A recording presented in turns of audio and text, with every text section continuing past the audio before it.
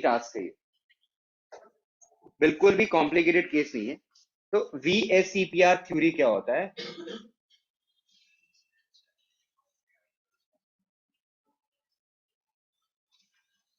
Obviously मैं postulates के detail में नहीं जा रहा हूं कि भाई इसका पोस्टुलेट्स क्या होता है, सारे पॉइंट लिखिए, नहीं, मेरा पर्पस वो नहीं है। क्योंकि ये आपके बॉन्ड पैरामीटर्स, ये क्या क्या डिसाइड करता है? ये शेप्स डिसाइड करता है, ठीक है। यानी इसको आप करोगे तो आप बॉन्ड एंगल की बात कर सकते हो, उनके बेसिक शेप्स की बात कर सकते हो। तो ये आपको डिसाइड करता है, हेल्प करता है शेप्स में, डिटर्मिनेशन, शेप्स डिटर्मिनेशन में आपकी मदद करता है बहुत ज्यादा, ठीक है। VAC पेयर फुल फॉर्म आपको पता है, valence shell electron pair repulsion theory. तो यहाँ पे रिपल्शन की किसकी बात कर रहे हैं, किस रिपल्शन की बात कर रहे हैं? तो रिपल्शन की बात कौन सी होती है? तो तीन तरह की रिपल्शन होती है हमारे मॉलिक्यूल्स में। एक रिपल्शन होता है लोन पेयर और लोन पेयर के बीच में, ठीक है, and this is repulsion is maximum, सबसे ज्यादा। क्यों? क्योंकि ये लार्ज स्पेस लेता है, लार्ज वॉल्यूम लेता है। दूसरी रिपल्शन जो होती है हम लोग को क्या कहते हैं? Lone pair bond pair. और तीसरी जो बहुत ही नाम मात्र की रिपल्शन होती है, बहुत ही नेग्लिजिबल अमाउंट की रिपल्शन होती है, लेकिन ऑब्वियसली होती है, तो वो होता है बॉन्ड पेयर रिपल्शन। क्या होता है, व्हाट इज इट? इसकी वजह से होता क्या है? इस रिपल्शन की वजह से bond angle changes, which in turn changes the what? Shape of whom? Of the molecules. Shapes. यानी पहले आपको बॉन्ड एंगल, इस रिपल्शन की वजह से बॉन्ड एंगल को बहुत ज्यादा फर्क पड़ता है, और क्योंकि बॉन्ड एंगल को फर्क पड़ रहा है तो शेप्स को फर्क होगा। ऑब्वियसली अगर 180 के बजाय 180 होगा तो लीनियर होगा शेप, आप उसी को रिड्यूस करके 120 कर दोगे तो शेप कुछ और हो जाएगा ना बेटा। उसको रिड्यूस करके 108 कर दिया तो वो फर्क कुछ और पड़ जाएगा। तो अब हम देखते हैं कि सर इसकी क्या पोस्टुलेट्स की बात मैं म्यूचुअल नहीं कर रहा हूं, क्योंकि अगर हमें क्वेश्चन अटेम्प्ट करना है तो हमें पोस्टुलेट्स की बहुत ज्यादा जरूरत नहीं, हम सीधा सीधा क्वेश्चन अटेम्प्ट कर सकते हैं। तो आज हमारा फोकस सिर्फ क्वेश्चन पे होगा जो मैंने आपको यहाँ पे बताया। अब हम इसको इरेज कर देते हैं, लेट्स डू दी फॉर्मूला, और उसके बाद मैं will talk about all the concept, ठीक है। इसमें क्या होता है, इसमें हम फोकस करते हैं, सबसे पहले हम निकालते हैं इलेक्ट्रॉन पेयर, जिसको मैं शॉर्ट फॉर्म में EP बोलूंगा। क्या होता है बेटा? Electron pair. इसका फॉर्मूला जो हम लोगों ने बनाया हुआ है बहुत ही सिंपल सा है, हाफ लिखते हैं valence electron of central atom, ठीक है, plus number of monovalent surrounding atom, not monovalent atom, पूरा लिखना है, मोनोवैलेंट सराउंडिंग एटम। अब आप बोलोगे सर इसके करके पूरा डिटेल में एक एक करके बताऊंगा। माइनस कैटाइनिक चार्ज, मतलब प्लस एनायनिक चार्ज, ठीक है। What is the meaning of cationic charge? Cationic charge का मतलब हो गया पॉजिटिव चार्ज। अगर मेरे मॉलिक्यूल्स में जितना पॉजिटिव चार्ज होगा उतना आप माइनस करोगे, और जितना नेगेटिव चार्ज होगा मेरे बच्चे उतना आप इसमें ऐड करते जाओ। पर ध्यान रखना, वाटर सेंट्रल एटम कौन होता है, क्या इसकी कोई कंडीशन है? तो ध्यान रखिएगा, इसका होता है condition least electronegative element.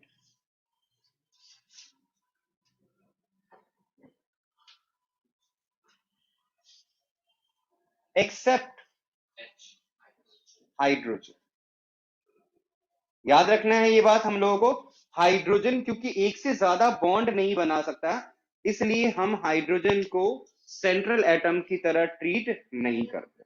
Central atom मतलब सुप्रीम पावर, जिसके चारों तरफ लोग होंगे, वो सुप्रीम होता है।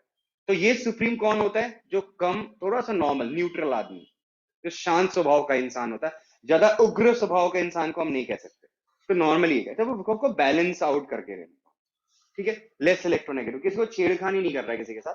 अब इसमें कौन कौन से मोनली बेसिकली बच्चों को प्रॉब्लम्स आती है कि वैलेंस इलेक्ट्रॉन आइडेंटिफिकेशन में। चलो वो भी मैं आपकी प्रॉब्लम सॉर्ट आउट कर देता हूं।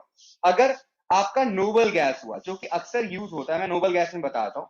नोबल गैस में कौन सा है, जैसे जीनोन हो गया, तो उसके वैलेंस शेल में कितने इलेक्ट्रॉन हो गए मेरे बच्चे, वैलेंस शेल में कितने electron, tell me, 8 electron.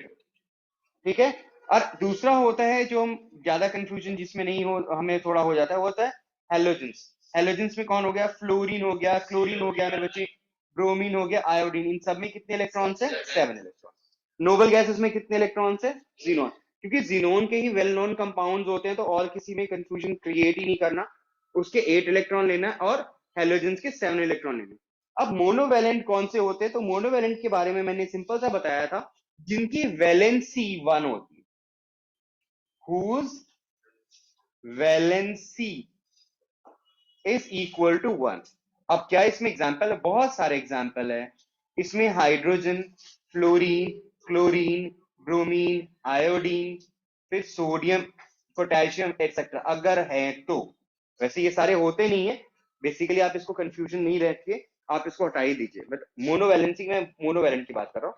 Normally जो होगा वो हेलोजेंस होंगे या आपका हाइड्रोजन होगा, और पॉजिटिव चार्ज तो ऑब्वियसली पॉजिटिव चार्ज ही होता है, तो उसमें कोई दिक्कत नहीं है। अब हम बात करते हैं कि इलेक्ट्रॉन पेयर और हाइब्रिडाइजेशन का क्या रिलेशन है। मैं इसी की बेसिस पे सारी चीजें आपको रिलेट कर दूंगा, तो आपको पता हो जाएगा। Now let's consider the electron pair मेरे बच्चे। इलेक्ट्रॉन पेयर हम निकालते हैं, तो इलेक्ट्रॉन पेयर के बेसिक ऑप्शंस मेरे पास क्या क्या हो सकते हैं। इलेक्ट्रॉन पेयर कहां से स्टार्ट होता है वो देख लेते हैं।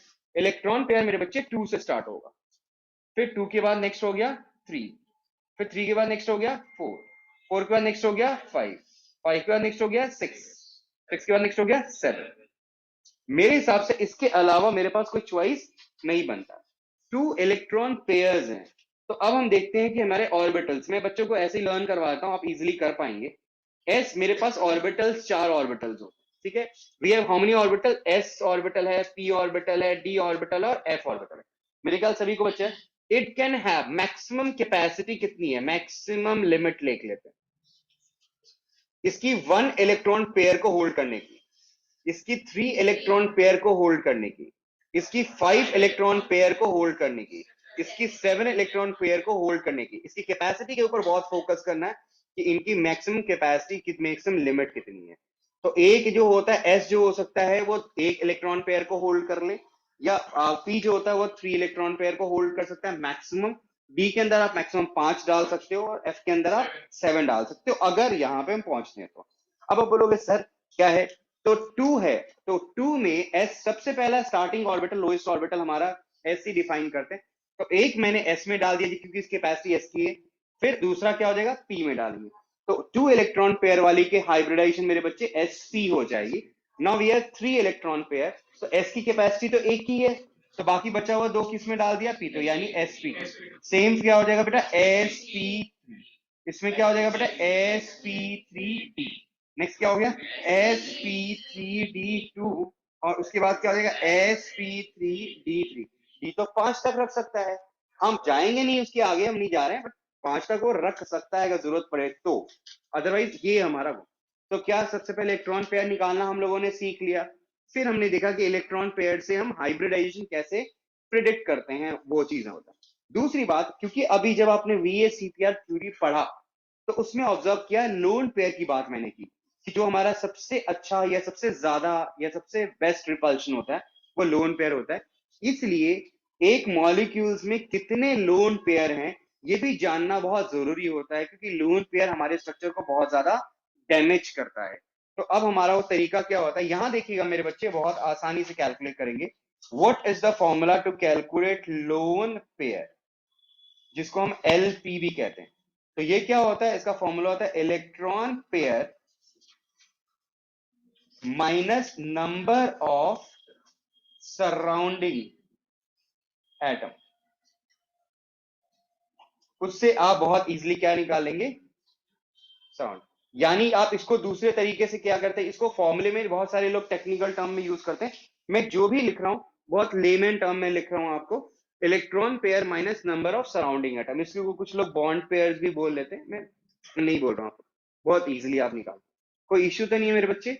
हमने अभी इलेक्ट्रॉन पेयर निकालना सीख लिया, लोन पेयर कैसे निकालते वो देख लिया। अब इलेक्ट्रॉन पेयर की बेसिस पे how do we determine the hybridization, वो मैंने देख लिया।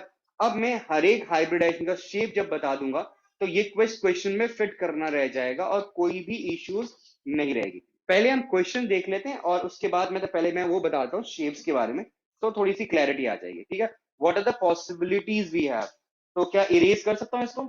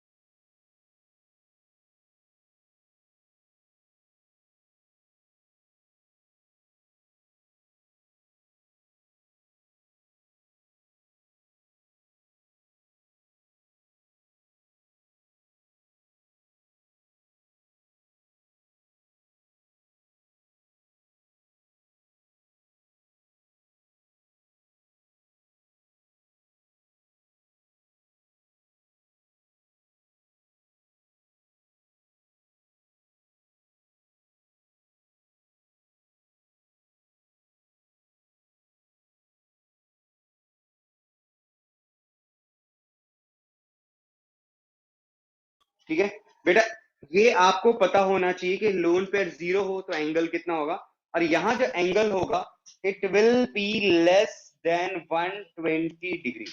अब आप बोलोगे सर इसका कोई एग्जाम्पल है, तो उसके एग्जाम्पल आप यहां लिख सकते हो, किसके किसके एग्जाम्पल है। For example BeCl2, for example CE, next होता है BeF2, एटसेट्रा।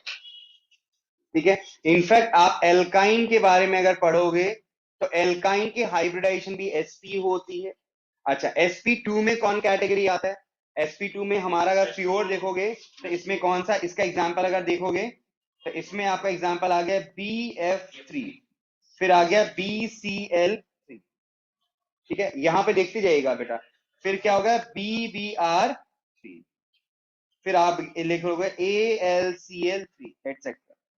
अच्छा, और इसमें एक और चीज है, हाँ उसमें थोड़ा डिफर हो जाएगा, NO2 प्लस, याद है मैंने क्लास में क्वेश्चन करवाया था एक बार, NO2 प्लस और NO2 माइनस। तो हाँ, तो बेसिकली जो आपका क्वेश्चन था वो इसमें NO2 प्लस में ये आ जाएगा और NO2 माइनस में ये आ जाएगा।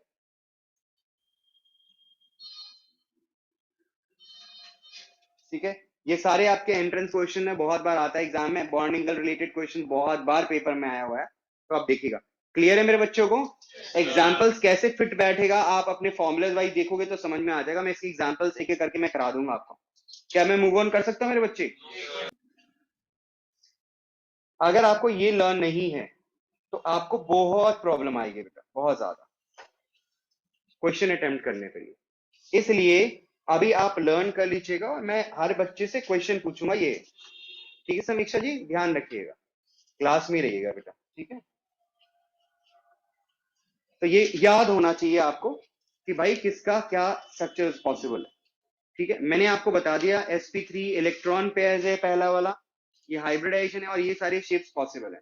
अब स्ट्रक्चर्स पॉसिबिलिटीज होती हैं, क्वेश्चंस पेपर में कैसे आते हैं, मेंस में कैसे क्वेश्चन आए हैं, आप वो देखिएगा। तो बहुत सारा दिक्कत नहीं है बेटा। एक 7 वाला भी था, वो मैं आपको बता देता हूँ। ठीक है, यहाँ के बाद sp3d3 ये आता है, इरेज कर दूं?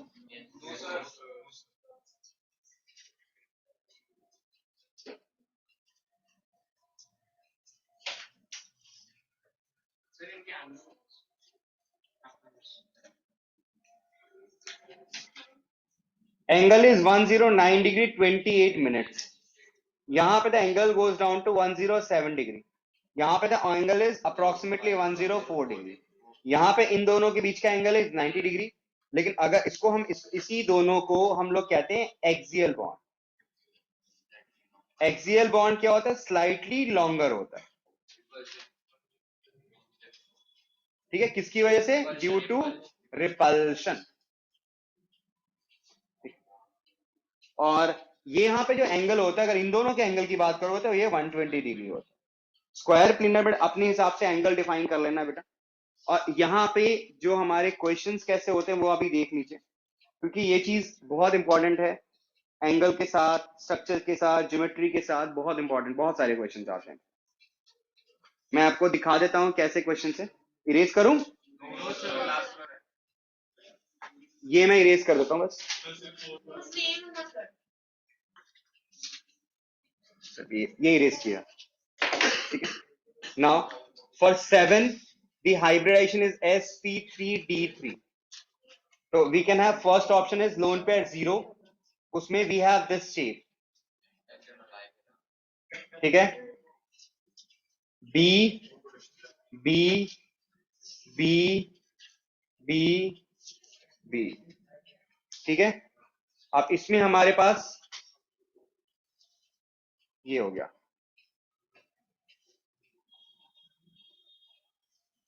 ठीक है, इसका नाम होता है पेंटागनल बाय पिरामिडल। ठीक है, फिर आप एक लोन पेयर डालो, फिर आप दो लोन पेयर डालो। इसमें अगर एक ऐसे देख लिया हमने,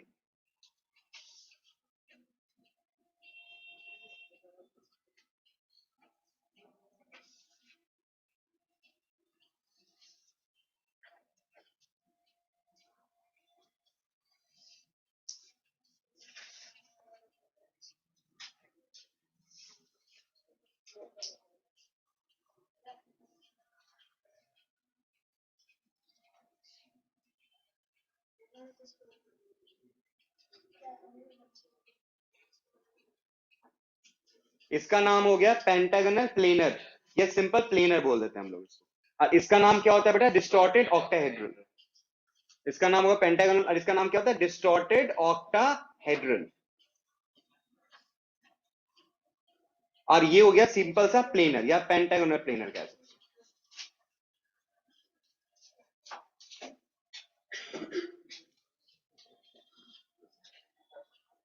ये हमारे बहुत बहुत बहुत इंपॉर्टेंट क्वेश्चन है। देखिएगा, अब आपको इसकी ज्योमेट्री, इसके शेप्स क्वेश्चंस हम करेंगे तो अपने आप ऑटोमेटिकली आपको आइडिया लग जाएगा।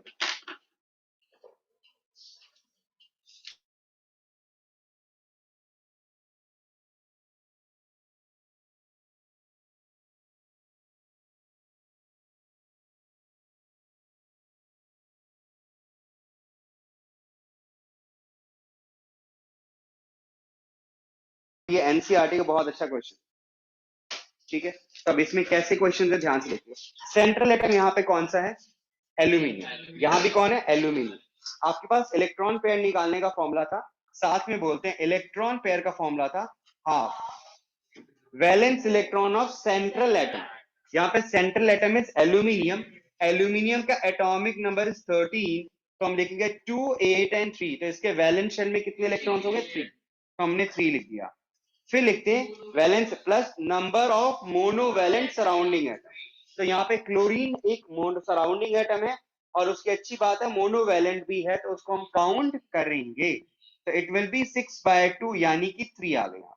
Similarly I will do the same thing with this aluminium. तो हो जाएगा हाफ वैलेंस, इसके 3 हो गया प्लस 4, देन विल हैव 1। तो कितना हो गया बेटा? 8/2 दैट इज 4. तो let's have a look at the hybridization. यहाँ जो मेरी हाइब्रिडाइजेशन है वो आपकी हाइब्रिडाइजेशन इज sp2 और in this case based on 4 the hybridization is sp3b. तो यहाँ पे sp2 है और यहाँ पे क्या है मेरे बच्चे sp3. तो the change in hybridization is from sp2 to sp3. यहाँ पे सेम यहाँ पे क्वेश्चन देखते हैं. यहाँ पे पहले निकालते हैं यहाँ पे hybridization electron pair half. Central atom यहाँ पे कौन है बेटा नाइट्रोजन. नाइट्रोजन के वैलेंस शेल में 5 इलेक्ट्रॉन होते हैं क्योंकि नाइट्रोजन का एटॉमिक नंबर 7 होता है. तो लिखोगे 2 और 5 तो वैलेंस शेल में 5 इलेक्ट्रॉन प्लस हाइड्रोजन. कितने हाइड्रोजन है 3. मुझे बताओ मेरे बच्चे मैंने हाइड्रोजन को क्यों काउंट किया है क्योंकि हाइड्रोजन मोनोवैलेंट. तो क्या लिखा मैंने 8/2 तो 4 हो गया. What is my hybridization it is sp3. यहां पे देखते हैं इसके हाइब्रिडाइजेशन निकालते हैं इलेक्ट्रॉन पेयर हाफ. बोरोन का एटॉमिक नंबर कितना होता है 5. तो उसके वैलेंस शेल में 3 इलेक्ट्रॉन्स होते हैं प्लस 3 तो कितना हो गया मेरे बच्चे 6/2 यानी 3. तो यहाँ पे हाइब्रिडाइजेशन कितनी होगी मेरे बच्चे sp2. तो यहाँ पे NH3 के हाइब्रिडाइजेशन sp3 है और उसके हाइब्रिडाइजेशन NH कितनी हो गई sp2 हो गई. चेंज देखते हैं. अगर आपको वैसे नहीं समझ में आता तो दूसरा तरीका भी होता है इलेक्ट्रॉन्स निकालने का बॉन्ड. अगर आपको बॉन्ड का एक्चुअल आइडिया नहीं समझ में आता है मेरे बच्चों को तो उसका तरीका क्या है आप 1 2 3 और एक बॉन्ड ऐसे काउंट करो 1 2 3. अब मुझे बताओ इस नाइट्रोजन ने कितने बॉन्ड बनाए हुए हैं 4. इस नाइट्रोजन ने कितने बॉन्ड बनाए हुए हैं यानी इसको मतलब हो गया 4 इलेक्ट्रॉन पेयर क्योंकि एक बॉन्ड में 2 इलेक्ट्रॉन्स इन्वॉल्व हो. तो कितने इलेक्ट्रॉन पेयर हो गए 4. So what is the hybridization of nitrogen in this case it is sp3. Now what about this boron. अब इसके भी बॉन्ड कितने हो गए काउंट करो 4. बेटा मिल गया ना तो अब तो काउंट होगा ना उसमें. तो 4 बॉन्ड मतलब 4 इलेक्ट्रॉन पेयर. तो इसकी हाइब्रिडेशन भी कितनी हो गई sp3 बॉन्ड. तो क्या नाइट्रोजन की हाइब्रिडेशन चेंज हुई यहाँ पे नहीं. किसकी हाइब्रिडेशन चेंज होगी बोरोन की from sp2 to sp3. Is it clear to all of you मेरे बच्चे. ये आपके एनसीईआरटी क्वेश्चन है बहुत अच्छा क्वेश्चन है और इसको ठीक है. तो आपने देख लिया बेटा ये आपका जेई 2023 का क्वेश्चन है. ठीक है अब कैसे करना है इसको बहुत इजीली. पहले हम आते हैं इसके बारे में. Let's consider the electron pair. ठीक है what is the formula half. यहाँ पे सेंट्रल एटम कौन है बेटा आयोडीन. आयोडीन एक हेलोजेंस है. तो हेलोजेंस के वैलेंस शेल में कितने इलेक्ट्रॉन है 7 होंगे. क्या हम फ्लोरीन को कंसीडर करेंगे यस करेंगे. क्यों कर रहे हैं क्योंकि वो मोनोवैलेंट है. तो 7 + 7 कितने हो गए मेरे बच्चे 14/2 यानी कितना आ गया 7. तो what is my hybridization although इन्होंने बोला नहीं बट फिर भी हम लिखेंगे sp3d. नाउ लोन पेयर का फॉर्मूला बहुत इजीली मैंने आपको बताया था electron pair minus surrounding atom. अब बता इलेक्ट्रॉन पेयर कितना है आपका 7. सराउंडिंग एटम कितने हैं 7. तो ये हो गया 0. मैच द फॉलोइंग ऐसे हो गया. यहां से मैच करते हैं. अब यहां पे निकालते हैं इसका देखते हैं दूसरे वाले का. यहां देखते हैं इलेक्ट्रॉन पेयर का फॉर्मूला क्या हाफ. यहां पे सेंट्रल एटम कौन है बेटा आयोडीन. कितने इलेक्ट्रॉन है 7. क्लोरीन क्या मोनोवैलेंट है यस. अब नेगेटिव चार्ज को हम क्या करते हैं ऐड करते हैं. तो ऐड कर दिया तो इट इज हाउ मच 12. 7 + 4 11 यानी 12/2 यानी कितना आ गया 6. अब यहाँ पे लोन पेयर निकालो वो फॉर्मूला कितना हो जाएगा बताओ 6 - 4 कितना आ गया 2. तो इसमें लोन पेयर कितना आ रहा है नेक्स्ट इज हाउ मच इस वाले का देखो आप.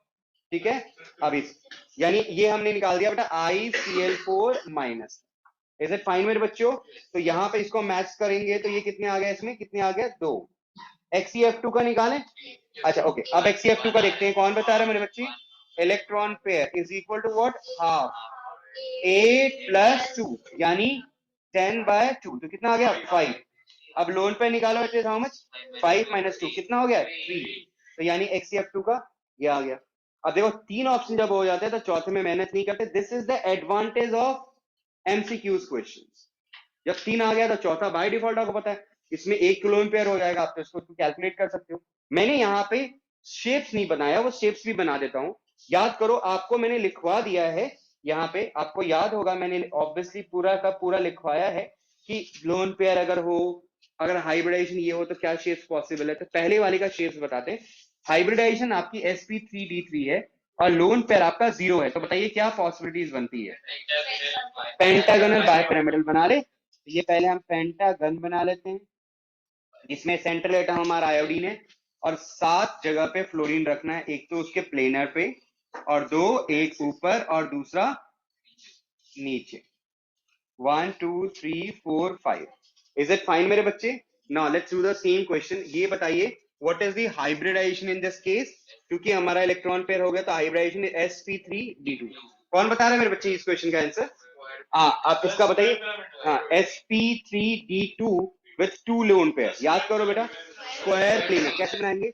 ये हमने आयोडीन ले लिया, एक लोन पेयर उधर, एक लोन पेयर नीचे और चारों तरफ Cl Cl Cl Cl और इसके ऊपर कौन सा चार्ज लगाते हैं? Minus charge. माइनस चार्ज का कंफ्यूजन मत रखना माइंड में, पूरे माइनस चार्ज को एक एक स्केलेटन जैसा एक स्ट्रक्चर बनाना और पूरे को बाहर रख देना, नहीं तो कंफ्यूजन होगी सर इसमें चार्ज कहाँ रखना है।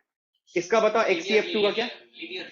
हाँ अब कैसे हुआ? बिल्कुल सही कहा लीनियर बच्चों ने। अब देखो कैसे, जीनोन कितनी लोन पेयर है? 3 है ना, तो एक लोन पेयर इधर लगा दो, 2 इधर लगा दो ऐसे, और फिर क्या होगा? एक फ्लोरीन ऊपर और एक फ्लोरीन नीचे। अब आपको समझ में आया वो जो मैंने आपको लिखवाया था वो क्यों लिखवाया है? क्योंकि अगर आपको वो चीज याद हो तो उसमें से फिट करना है इसको। समझ में आ गया? ऐसे ही क्वेश्चंस आते हैं और भर के आए मेंस में इस बार क्वेश्चंस ऐसे। अभी तो मैंने आपको यहाँ पे जबरदस्ती करवा दिया, उन्होंने तो सिर्फ लोन पेयर पूछा था। अगले वाले पेपर में, ये 30 तारीख का पेपर है, एक नेक्स्ट वाले में उन्होंने पूछा था कि भाई इनके शेप्स बता दो, इसलिए मैंने दोनों करा दिया। Now is it clear? तो आपको बेसिक लॉजिक समझ में आ गया। अगर ऐसे क्वेश्चन को अटेम्प्ट करना है तो आपके पास क्या होना चाहिए? सिर्फ वो टेबल होना चाहिए। टेबल अगर मेमोराइज कर लोगे तो VACPR इज नथिंग। हाँ कभी कभी क्या होता है कि मैंने जो कुछ क्वेश्चन कराया था उसमें कभी कभी डबल बॉन्ड बना दिया है, तो हमारे बच्चों को कंफ्यूजन हो जाता है कि सर डबल बॉन्ड आपको कैसे पता चला कि यहाँ पे डबल बॉन्ड है, आपको कैसे पता चला यहाँ पे सिंगल बॉन्ड है। जैसे मैं क्वेश्चन दिखाता हूँ तो आपको आइडिया लग जाएगा कहाँ पे। ये बात क्लियर है? Is it fine? अच्छा नेक्स्ट मैं आपको दिखाता हूँ।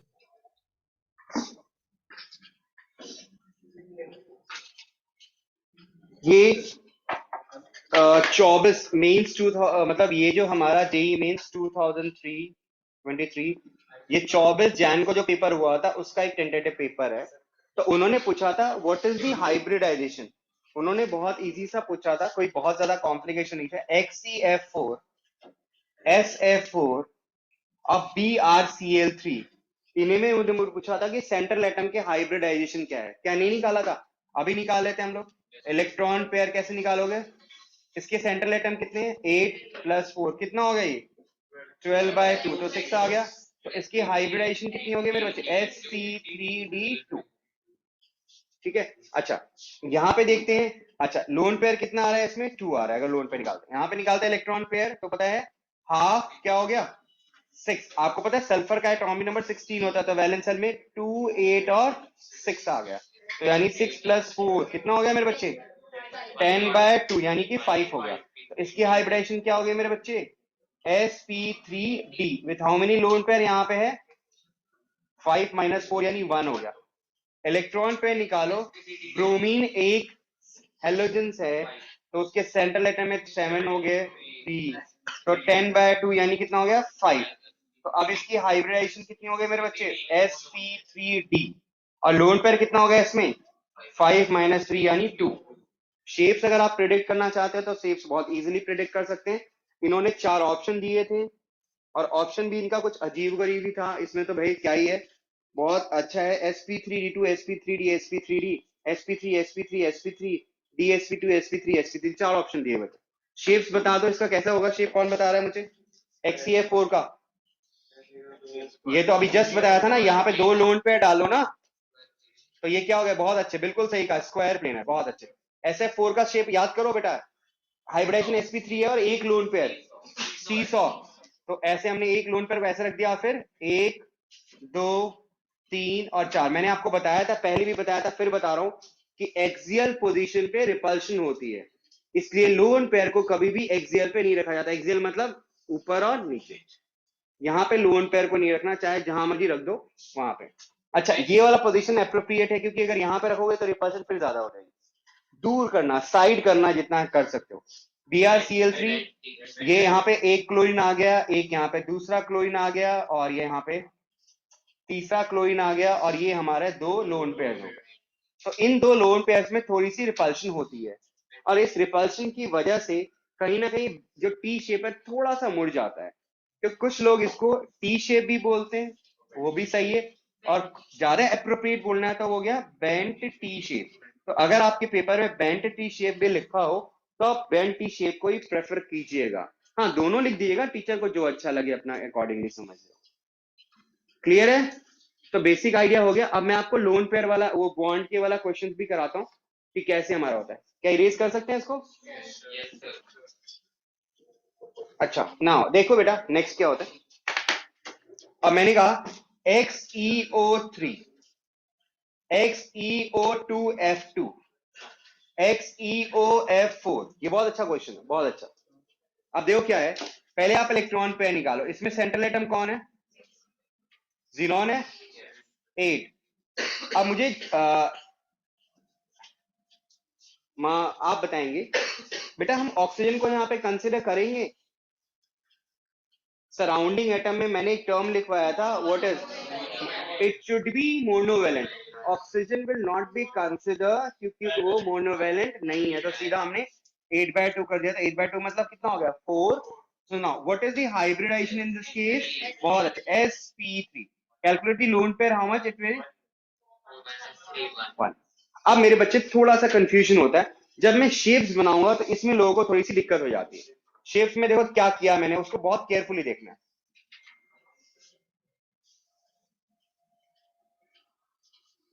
अब मैंने डबल बॉन्ड बना दिया। आपको यहाँ पे डाउट होगा कि सर डबल बॉन्ड कैसे बनाएगा? हाँ, निश्चल हाथ उठा रहा है तो शायद वो बोलना चाहता है। हाँ जी। नहीं, अब मैंने क्या हुआ, how many electrons xenon has, कितने इलेक्ट्रॉन है? 8। और 8 में उसके कितने लोन पेयर्स हैं? 1। तो बना दिया। बाकी सारे बॉन्ड ही हैं, यानी 8 में से 2 उसके पास बचे रह गए, तो 6 तो बॉन्ड में पार्टिसिपेट कर रहा है, और 6 बॉन्ड है आपके पास, और एटम 3 है, तो कैसे डिवाइड होगा? 2 2 ना, बना दिया डबल। समझ में आ गई बात? अब same I am going to do with the same case. चलो बताओ, इसमें बताओ, tell me what will be the hybridization in this case? Half 8 will be consider oxygen, not at all, chlorine, very good मेरे बच्चे। So it will be 12/2, 6। So what will be my hybridization मेरे बच्चों? Excellent, बहुत अच्छे। It is sp3d2। Now calculate the number of lone pair। How many lone pair we have? 6 minus 5। एक चीज को careful रहना, we have not considered oxygen while calculating the electron pairs, but we are considering it while calculating the lone pair। reason is क्योंकि मैंने वहां पे formula लिखा था electron pairs minus number of surrounding atom, तो surrounding तो है बेटा, तो निकाल लिया। नाउ वी हैव, अब देखो वही दिमाग लगाना है हमारे को। How many bonds we have 8 bonds, 8 electrons है, ठीक है। उसमें एक लोन पेयर आ गया तो 2 बच गया, बच गया ना। अब मेरे पास टोटल इलेक्ट्रॉन्स कितने रह गए? 6 इलेक्ट्रॉन्स, और बॉन्ड हमें कितने बनाने हैं? 5। तो क्या पॉसिबिलिटी? एक डबल बॉन्ड, बाकी 4 सिंगल। तो आप लगा दो उस कॉन्सेप्ट के हिसाब से। तो ये मैंने बना दिया एक लोन पेयर। अच्छा, अब मेरे बच्चे अगर ये भी कंफ्यूजन हो, सर आपको कैसे पता चला कि ऑक्सीजन ही डबल बॉन्ड बनाएगा? फ्लोरीन की वैलेंसी 1, वो तो वैसे भी एक से ज्यादा बॉन्ड बना ही नहीं सकता। अच्छा, ऑक्सीजन मल्टीपल बॉन्ड बनाने की टेंडेंसी सभी में नहीं होती, कार्बन, नाइट्रोजन और ऑक्सीजन। इसी मामले में तो फ्लोरीन पीछे चला जाता है बेटा। ये बहुत ही अच्छा क्वेश्चन 12th में भी देखने को मिलेगा कि फ्लोरीन और ऑक्सीजन में फ्लोरीन को हम टॉप पे रखते हैं, कहते हैं fluorine is better oxidizing agent, लेकिन हर मामले में जीतता ऑक्सीजन है। कोई भी एलिमेंट अगर अपने हाईएस्ट ऑक्सीडेशन स्टेट में होगा तो उसमें 90% केसेस में ऑक्सीजन होता है, जबकि बेटर ऑक्सीडाइजिंग एजेंट फ्लोरीन है। वो इसलिए क्योंकि ऑक्सीजन मल्टीपल बॉन्ड बना लेता है, और ये इनएबिलिटी किसके अंदर है? फ्लोरीन के अंदर। अच्छा, now same with this case, बताओ क्या होगा?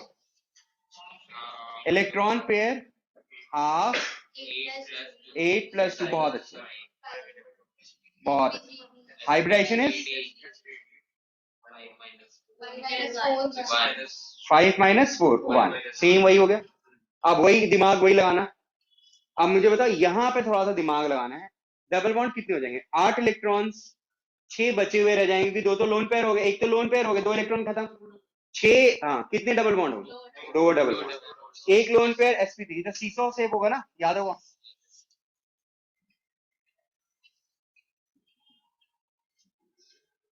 सीसो, और ये स्क्वायर है। Am I clear to all of you, yes और नो?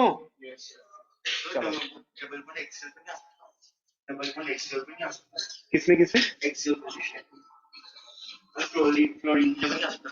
ना ना, अच्छा यहाँ यहाँ एक्सेल पे नहीं, वो पोजीशन तो वैसे ही मार काट मचा हुआ है ना।